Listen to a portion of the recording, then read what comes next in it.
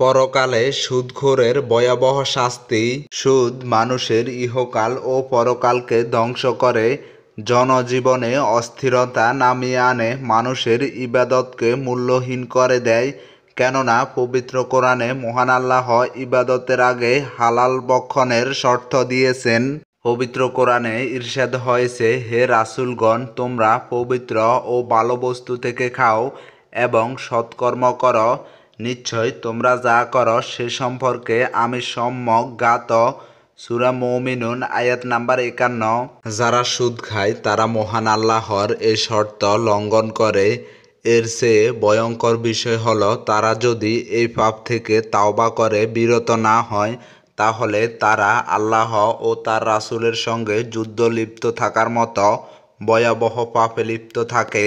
পবিত্র কোরআনে মহান আল্লাহ বলেন, হে মুমিনগণ, তোমরা আল্লাহকে ভয় করো এবং সুদের যা অবশিষ্ট আছে তা পরিত্যাগ করো, যদি তোমরা মুমিন হও। কিন্তু যদি তোমরা তা না করো, তাহলে আল্লাহ ও তার রাসূল সাল্লাল্লাহু আলাইহি ওয়াসাল্লামের পক্ষ থেকে যুদ্ধের ঘোষণা নাও। আর যদি তোমরা তাওবা করো তবে তোমাদের মূলধন তোমাদেরই থাকবে, তোমরা জুলুম করবে না এবং তোমাদের জুলুম করা হবে না। সূরা তাওবা আয়াত নাম্বার ২৭৮-২৭৯। এজন্যই হয়তো রহমাতাল লিল আলামিন নবীজি সাল্লাল্লাহু আলাইহি ওয়াসাল্লাম তাদের অভিশাপ দিতে বাধ্য হয়েছেন। রাসূলুল্লাহ সাল্লাল্লাহু আলাইহি ওয়াসাল্লাম সুদখোর, সুদদাতা, সুদের সাক্ষী ও এর দলিল লেখক সবাইকে অভিসম্পাত করেছেন। আবু দাউদ হাদিস নাম্বার ৩৩৩৩। যাদের নবীজি সাল্লাল্লাহু আলাইহি ওয়াসাল্লাম অভিশাপ দিয়েছেন, তারা যদি তাওবা না করে তাহলে তাদের দুনিয়া আখিরাত দুটোই যে অভিশপ্ত, এতে কোনো সন্দেহ থাকার অবকাশ নেই। তাদের এই পাপের মাত্রা এতটাই নিম্ন যে হাদিস শরীফে তাদের এই পাপকে ব্যভিচারের সঙ্গে তুলনা করা হয়েছে। হাদিস শরীফে বর্ণিত আছে, সুদ ৭০ প্রকার পাপের সমষ্টি, তার মাঝে সবচেয়ে নিম্নতম হল আপন মায়ের সঙ্গে ব্যভিচার করার সমতুল্য। নাউজুবিল্লাহ। অন্য হাদিসে সুদকে ধ্বংসাত্মক কাজ বলে আখ্যা দেওয়া হয়েছে। আবু হুরায়রা রাদিয়াল্লাহু সূত্রে রাসূলুল্লাহ সাল্লাল্লাহু আলাইহি ওয়াসাল্লাম থেকে বর্ণিত, তিনি বলেছেন, তোমরা ৭টি ধ্বংসকারী বস্তু থেকে বেঁচে থাকো।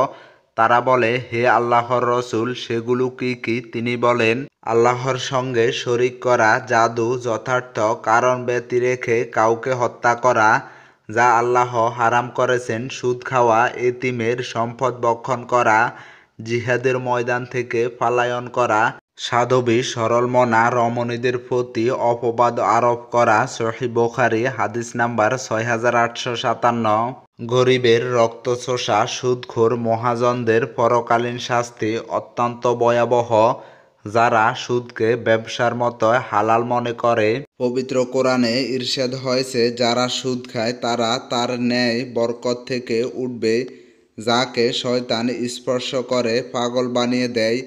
এটা এই জন্য যে তারা বলে বেচা কেনা সুদের মতোই, অথচ আল্লাহ বেচা কেনা হালাল করেছেন এবং সুদ হারাম করেছেন।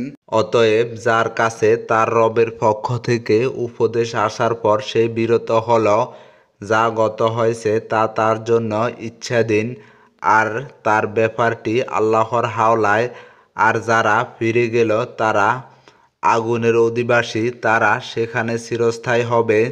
সূরা বাকারা আয়াত নাম্বার ২৭৫। হাদিস শরীফের তথ্যমতে কবরের জীবনে ও তাদের কঠিন শাস্তি ভোগ করতে হবে।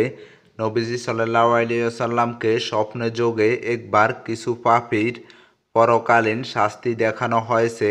সেখানে সুদখোরের শাস্তি দেখানো হয় এরকম যে, এক ব্যক্তি রক্তের নদীর মাঝখানে আসছে, সে বারবার পাড়ে উঠার চেষ্টা করছে, কিন্তু পাড়ে থাকা এক ফেরেশতা তার মুখে বারবার সজোরে তার উপর পাথর নিক্ষেপ করেছে এবং সে আগের জায়গায় চলে যাচ্ছে।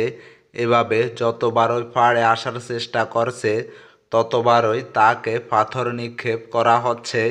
সহিহ বুখারী হাদিস নাম্বার ১৩৮৬। মহান আল্লাহ সবাইকে এই ধ্বংসাত্মক পাপ থেকে বিরত থাকার তৌফিক দান করুন। আমিন।